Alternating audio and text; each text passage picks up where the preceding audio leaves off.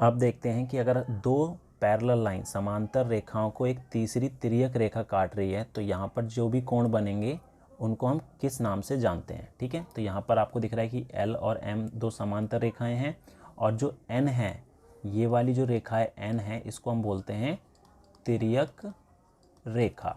ठीक है, इसको हम तिर्यक रेखा बोलते हैं, ये आपको पता होना चाहिए।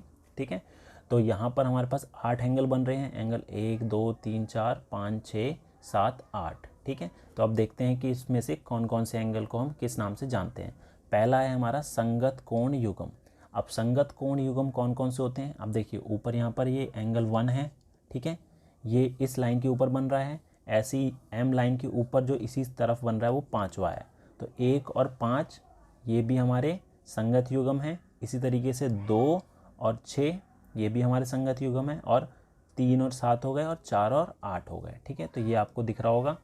ठीक है, एंगल 1 और 5 2 6 3 7 और 4 8 ये हमारे एंगल जो होते हैं उसको हम बोलते हैं संगत कोण बोलते हैं। ठीक है, उसके बाद आता है एकांतर कोण कौन से होते हैं। अब एकांतर कोण कौन से होते हैं, अगर दो समांतर रेखाएं जा रही हैं, ठीक है, और इसको तीसरी लाइन कट कर रही है, तो अंदर भी हमारे यहाँ पर 4 कोण बन रहे हैं। ठीक है, तो यहाँ पर 3 4 5 और 6 ये 4 कोण है जो अंदर के कोण है। ठीक है, तो यहाँ पर जो बराबर होंगे वो होंगे क्रॉस वाले, 3 हो गया 5 के बराबर, 4 हो गया 6 के बराबर, तो ये वाले कोण जो होंगे वो क्या होंगे, एकांतर कोण होंगे। उसके बाद है बाहर एकांतर कोण बराबर हैं। ठीक है, बाहर के भी जो कोण होंगे उसके भी क्रॉस में देखिए, 1 7 के बराबर हो जाएगा और 2 जो है 8 के बराबर हो जाएगा, इसको बोलते हैं बाहरी एकांतर कोण। ठीक है, उसके बाद एक और कोण बनते हैं हमारे तिर्यक छेदी रेखा द्वारा एक ही ओर बने अंतःकोण युग्म संपूरक हैं।